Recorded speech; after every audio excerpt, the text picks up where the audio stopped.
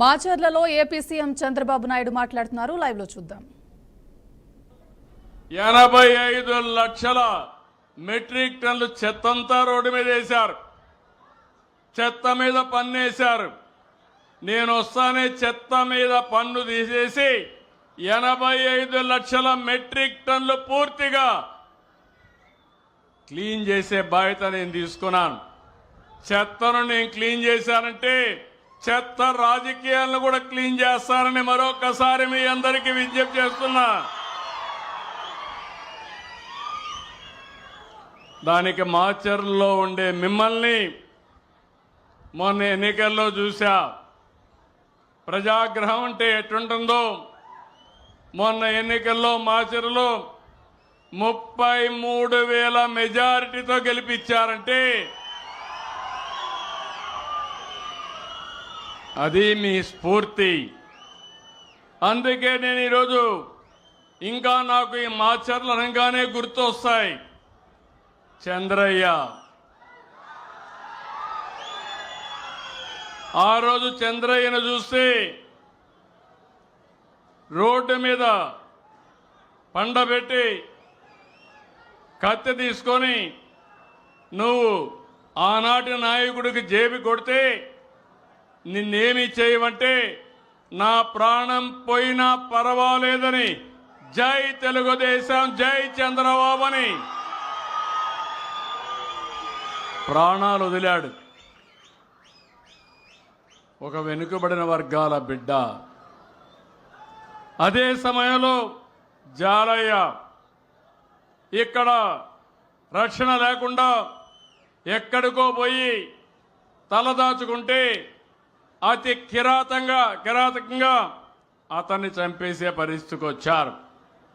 అదే మాదిరిగా ఇప్పుడు మన మధ్య లేడు నంబూరి శేషగిరిరావు కూడా వీరోచితంగా పోరాడారు. అలాంటి ప్రజాస్వామ్య వీరులకి మరొకసారి మనస్ఫూర్తిగా వాళ్ళ సేవలు కానీ అవన్నీ తలుచుకొని శ్రద్ధాంజలి ఘటిస్తున్నానని చెప్పి కూడా నేను మీకు తెలియజేస్తున్నా. అందుకనే ఈ ప్రభుత్వం ఎవరైతే చంద్రయ్య అబ్బాయికి ఉద్యోగం ఇవ్వాలంటే మళ్ళీ క్యాబినెట్ మీటింగ్ తీసుకుపోయి నిన్ననే క్లియర్ చేశామంటే అది ఈ అవసరమైతే అసెంబ్లీలో చట్టం కూడా తీసుకురావాలి. ఈ అసెంబ్లీలో చట్టం కూడా తీసుకొచ్చి వాళ్ళ అబ్బాయికి ఉద్యోగం ఇప్పిస్తున్నామంటే ఎవరికి అన్యాయం జరిగినా ఈ ప్రభుత్వం ఉపేక్షించదు. న్యాయం చేసే వరకు అండగా ఉంటామని మరొక్కసారి మీ అందరికీ హామీ ఇస్తున్నా. 5 సంవత్సరాల్లో చాలామంది నాలాంటి నాయకుడే మాచర్లకు రావాలంటే రాలేకపోయానంటే ఇంకా చిన్న చితక పరిస్థితి ఏంటని అడుగుతున్నా. ఇప్పుడు నేను అడుగుతున్నా, ఈరోజు స్వేచ్ఛగా మాచర్లకు ఎవరైనా రావచ్చునా లేదా అని మిమ్మల్ని అడుగుతున్నాను. అది అప్పటి పరిపాలన ఇప్పటి పరిపాలనకు వ్యత్యాసం అని చెప్పి కూడా మీకు తెలియజేస్తున్నా. అందుకే ఈరోజు నేను మీ అందరికీ కొన్ని విషయాలు మీరు చూస్తే మీరు ఆశీర్వదించారు, ఈ ప్రభుత్వాన్ని గెలిపించారు. ఆ రోజు నేను జనసేన అధినేత పవన్ కళ్యాణ్, బీజేపీ కలిసి కూటమి కట్టాం. మీ అందరూ కూడా విజ్ఞత ప్రదర్శించారు. మామూలు ఓటమి కాదు, నా జీవితంలో నేను చూశాను. ఎప్పుడు కూడా ఏ పార్టీకి అన్ని తక్కువ సీట్లు రాలేదు. ఇంకొక పక్క గెలుపు చూస్తే 94% స్ట్రైక్ రేట్తో గెలిపించారంటే అది మీరు చూపించిన చొరవ.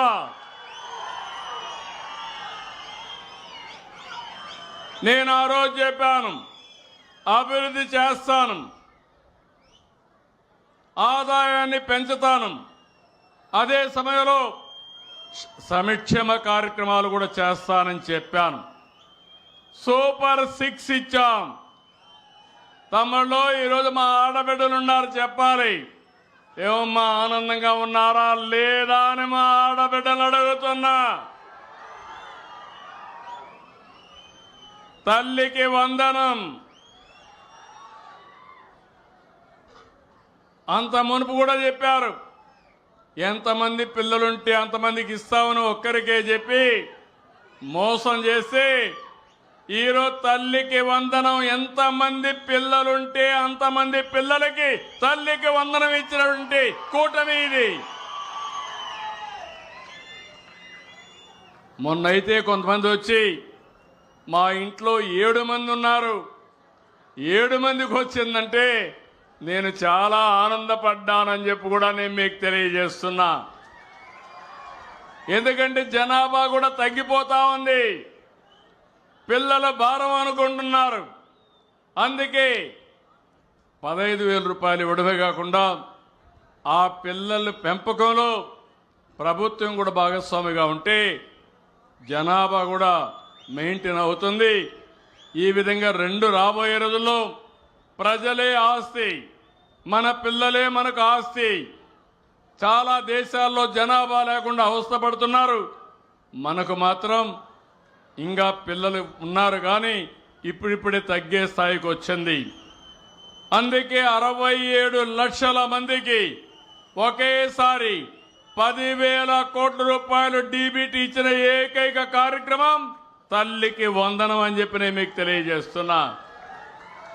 మొన్ననే శ్రీశక్తి మా ఆడబిడ్డలు ఈరోజు జల్సాగా ఎక్కడికి పోవాలన్నా ఎవరికి అడిగే పరిస్థితి లేకుండా బస్సు ఎక్కితే నేరుగా ఎక్కడికి కావాలంటే అక్కడికి వెళ్ళి, ఒక దేవాలయానికి పోవాలంటే దేవాలయానికి వెళ్ళి అక్కడే ప్రసాదం ఉచితంగా పెడతారు, భోజనం కూడా ఉచితంగా ఉంటుంది, దేవుడు కూడా ఆశీర్వదిస్తాడు, మళ్ళీ తిరిగి వచ్చే పరిస్థితి వస్తుంది.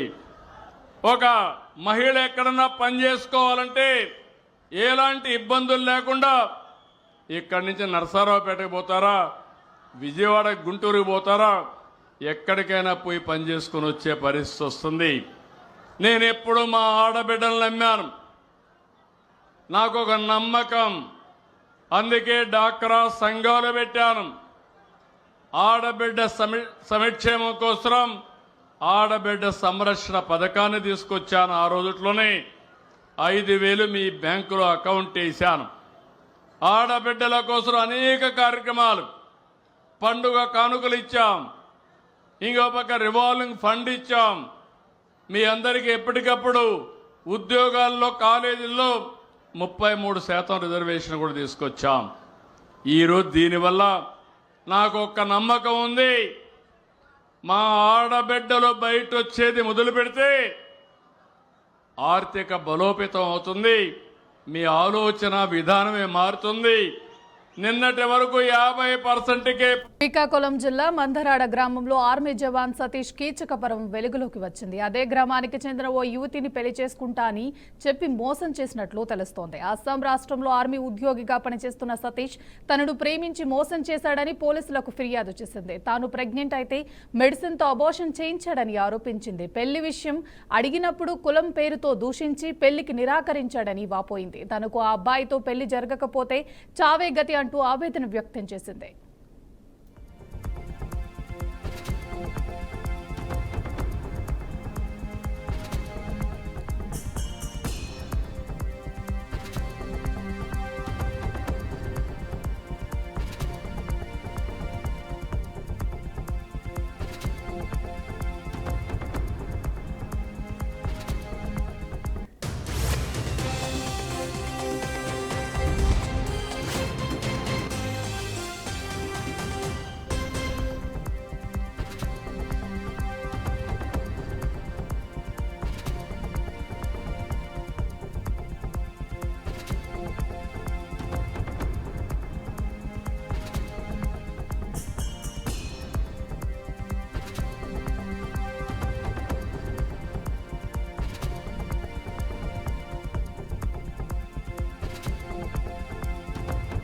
గత 7 నెలలుగా తనతో ఫోన్ మాట్లాడడం గట్రా చేశాను.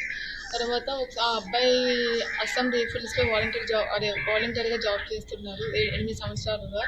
సో అతను ఏంటంటే ఒక కామాఖ్య టెంపుల్ ఉంది, వెళ్దాం రమ్మని చెప్పి నాకు అస్సాం టికెట్ బుక్ చేశారు. నాకు అస్సాం వెళ్ళాక ఇష్టం లేకుండా తనతో కలవాల్సి వచ్చిన తర్వాత తను ఆగస్టులో వస్తాను, ఇంట్లో వాళ్ళకి చెప్తాను, పెళ్లి చేసుకుంటా అని చెప్పేసి అన్నారు. అనిన తర్వాత నేను కొన్ని రోజుల తర్వాత నన్ను పెళ్లి చేసుకోను అంటే, నువ్వు కాపుదాన్ని కాదు దేవరదాన్ని, నేను చేసుకోను, నేను చేసిన ఊళ్ళో పరువు ఉండదు, నాకు ఎవరు గౌరవం ఎవరు అని చెప్పి నన్ను అవాయిడ్ చేయడం స్టార్ట్ చేశారు. గత కొన్ని రోజులకి నా రూమ్కి రావడం, కొట్టడం గట్రా చేశారు ఆగస్టు మంత్లో. తర్వాత నేను ఆ బాధలన్నీ నేను చూసి తర్వాత ఎస్ఐ గారికి నేను కంప్లైంట్ చేశాను. ఎస్ఐ కంప్లైంట్ చేసిన తర్వాత కూడా ఎస్ఐ గారు ఆ అబ్బాయికి ఒక 10 రోజులు టైం ఇచ్చారు. వచ్చి అమ్మాయిని పెళ్లి చేసుకోమని చెప్పారు. అతను చేసుకుంటా అని చెప్పిన తర్వాత 3 డేస్ బ్యాక్ నేను రాను, నాకు లీవ్స్ లేవు, ఏం చేసుకుంటావు చేసుకో అని చెప్పేసి నాకు ఫోన్లో చెప్పేశారు. తర్వాత సాక్షి విలేకర్ శ్రీను సార్, అతను మాత్రం తనకి చాలా బాగా ఇన్ఫ్లుయెన్స్ చేస్తున్నారు. నావేవో ఫొటోస్ తీసుకుని అమ్మాయి మంచిది కాదు, చెడ్డదాయి, ఆయన దేవరదాయి కాపుదాయి కాదు, ఎలా పెళ్లి చేసుకుంటాము, ఊళ్ళో కాపలకు ఒక పరువు ఉంది, దేవదాయం చేసి సరిపోతుంది అన్నట్టు అతను మాట్లాడుతున్నారు. ఇప్పుడు నాకు అన్ని విధాలుగా నాకు తను చాలా ఇబ్బంది పెట్టిన సాక్షి విలేకరు. నాకు అతని నుంచి నాకు సెక్యూరిటీ కావాలి, ఎందుకంటే అతను చాలా నెగిటివ్గా ఊళ్ళో స్ప్రెడ్ చేసి నాకు అది నచ్చడం లేదు.